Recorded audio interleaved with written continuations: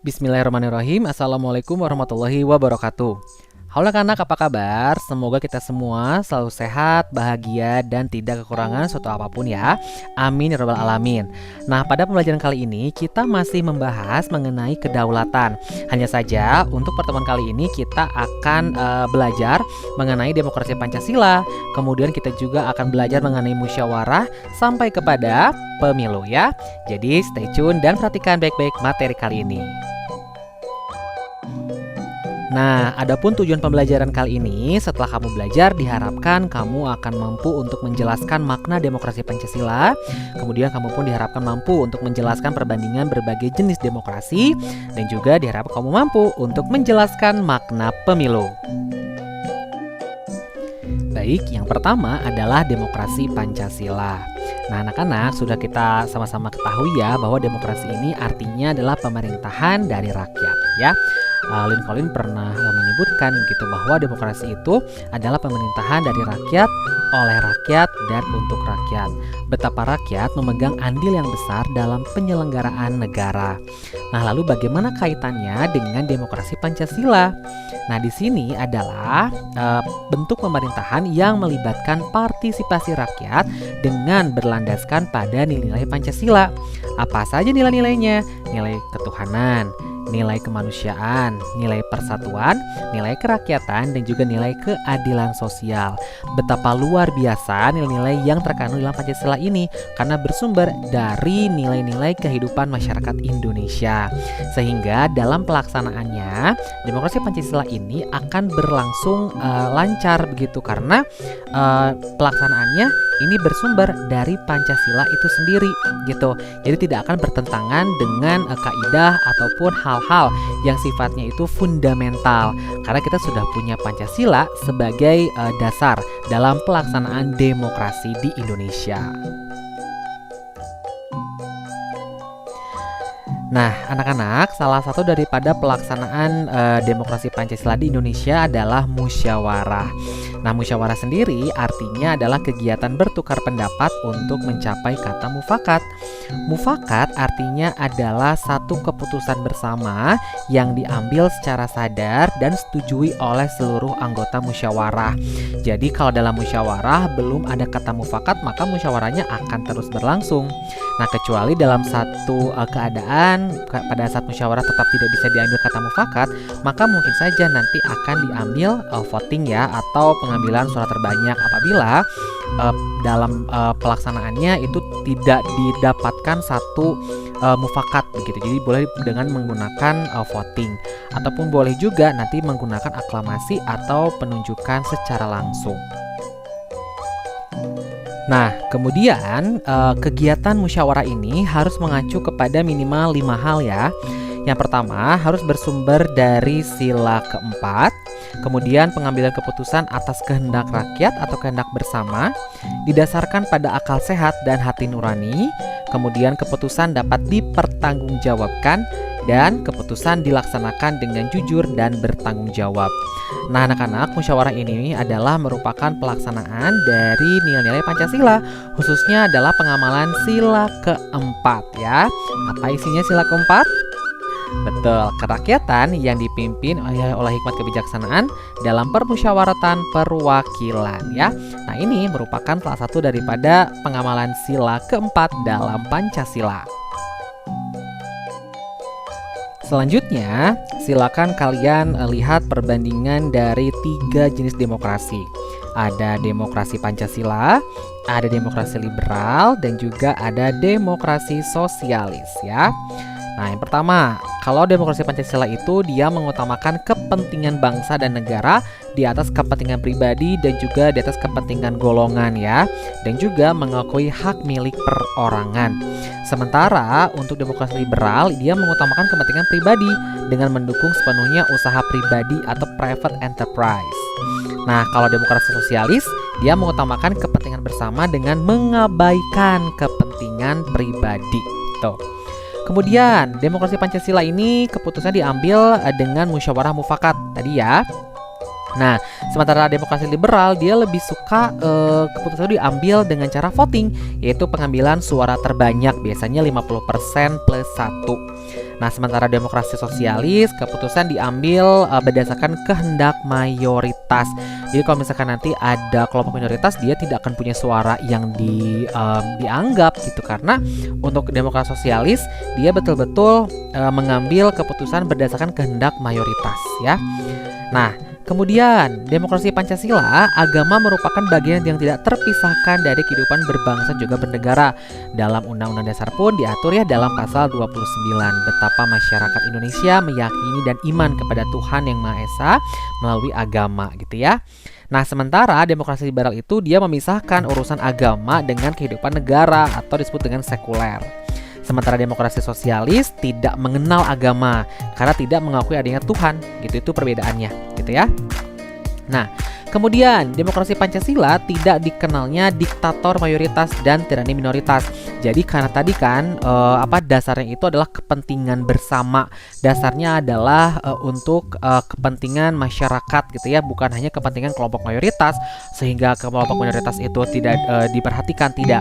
Tapi betul-betul bagaimana pemerintah ataupun negara ini merangkul semua golongan gitu. Sementara demokrasi liberal dia keputusan ditentukan oleh kesepakatan individu sebagai warga negaranya. Tuh. Nah, kemudian kalau demokrasi sosialis, suara mayoritas kelompok besar masyarakat yang menentukan segalanya. Jadi kalau misalnya kita termasuk dari kelompok minoritas, maka sudah pasti ya suara kita itu tidak didengar gitu. Karena yang menjadi suara yang didengar itu adalah suara dari kelompok-kelompok mayoritas. Nah, ini adalah beberapa perbedaannya atau perbandingan dari 3 demokrasi yang ada. Nah, tadi sudah dibahas ya mengenai demokrasi Pancasila dan juga perbandingan dari 3 demokrasi. Nah, selanjutnya yuk kita bahas mengenai pelaksanaan dari demokrasi itu sendiri. Nah, dalam pelaksanaannya demokrasi ini dibagi 2, ada demokrasi langsung, ada demokrasi tidak langsung. Nah, kalau demokrasi langsung, di sini rakyat terlibat langsung dalam pengambilan keputusan. Kita langsung terlibat ya dalam pengambilan keputusan itu. Misalnya pada saat pemilihan umum presiden dan juga wakil presiden. Di situ kita langsung milih kan siapa yang akan kita jadikan presiden. Kita inginnya siapa yang jadi presiden kita. Kita langsung memilih siapa gitu. Kemudian pemilihan kepala daerah, misalnya pemilihan bupati, wali kota, kepala desa gitu ya. Itu kan kita juga memilih ya secara langsung gitu, tidak diwakilkan kepada siapapun gitu. Kita langsung milih siapa yang mau kita jadikan sebagai pemimpin kita. Nah, itu demokrasi langsung. Sementara demokrasi tidak langsung ini artinya rakyat mewakilkan aspirasinya kepada lembaga perwakilan yang telah mereka pilih. Jadi pada saat pemilu itu kan kita memilih anggota DPR. Nah, DPR itu kan tugasnya adalah membentuk undang-undang. Jadi kita nanti akan mewakilkan suara kita kepada orang-orang yang telah kita pilih dalam lembaga-lembaga eksekutif gitu ya, kemudian lembaga legislatif gitu.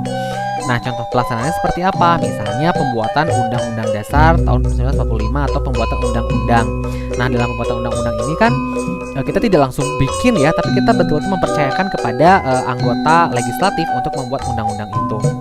Juga dengan pembuatan peraturan daerah, kita mempercayakan kepada kepala daerah bersama DPRD-nya untuk membuat aturan di daerah tempat kita tinggal. Jadi kita tidak langsung ikut serta gitu ya dalam pembuatan aturan tersebut, tapi kita mewakilkan kepada orang-orang yang telah kita pilih di lembaga legislatif dan juga eksekutif. Seperti itu. Nah, selain musyawarah, ada juga nih contoh daripada praktik pelaksanaan demokrasi Pancasila ya, yaitu pemilu atau pemilihan umum. Nah, pemilu atau pemilihan umum ini merupakan satu gelaran begitu ya yang sangat luar biasa begitu, karena ini menunjukkan eksistensi kita sebagai rakyat yang betul-betul memegang kekuasaan tertinggi di Indonesia. Gitu, kita di sini memilih orang-orang untuk menjadi perwakilan kita di lembaga-lembaga negara. Nah, menurut sejarahnya, pemilu pertama di Indonesia ini dilaksanakan pada tahun 1955 ya, jangan lupa.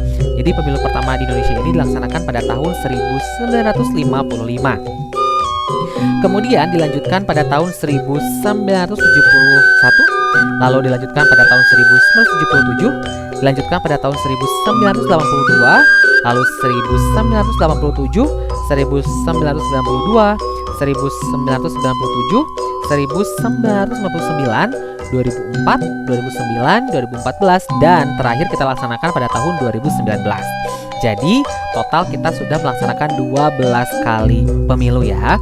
Di mana pemilu pertama dilaksanakan pada tahun 1955 dan memilih presiden secara langsung dilaksanakan pada tahun 2004. Kemudian dasar hukum pelaksanaan pemilu di Indonesia itu ada dalam Undang-Undang Dasar Negara Republik Indonesia tahun 1945 itu pada pasal 22E ayat 6 gitu ya. Nah, kemudian lembaga penyelenggaranya adalah KPU atau Komisi Pemilihan Umum. Baik, selanjutnya kita akan bahas mengenai asas pemilu ya. Nah, asas pemilu ini kita kenal dengan luber jurdil, langsung, umum, bebas, rahasia, jujur, dan adil ya. Asas yang pertama adalah langsung, artinya dalam pelaksanaan pemilu kita langsung memberikan suara begitu untuk memilih siapa-siapa yang ingin kita jadikan sebagai perwakilan kita di lembaga-lembaga legislatif dan juga yudikatif. Nah, kemudian umum artinya pemilu ini berlaku untuk semua orang tanpa melihat agama, ras, warna kulit gitu ya. Selama kamu memenuhi syarat sebagai pemilih, maka kamu boleh ikut dalam pemilu. Kemudian yang selanjutnya adalah bebas, artinya kita bebas ya menentukan ataupun memilih siapapun yang ingin kita jadikan sebagai pemimpin.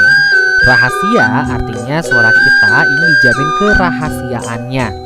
Jujur, pelaksanaan pemilu harus sesuai dengan aturan yang berlaku, tidak boleh ada kecurangan di situ karena nanti ada sanksi ya yang tegas gitu.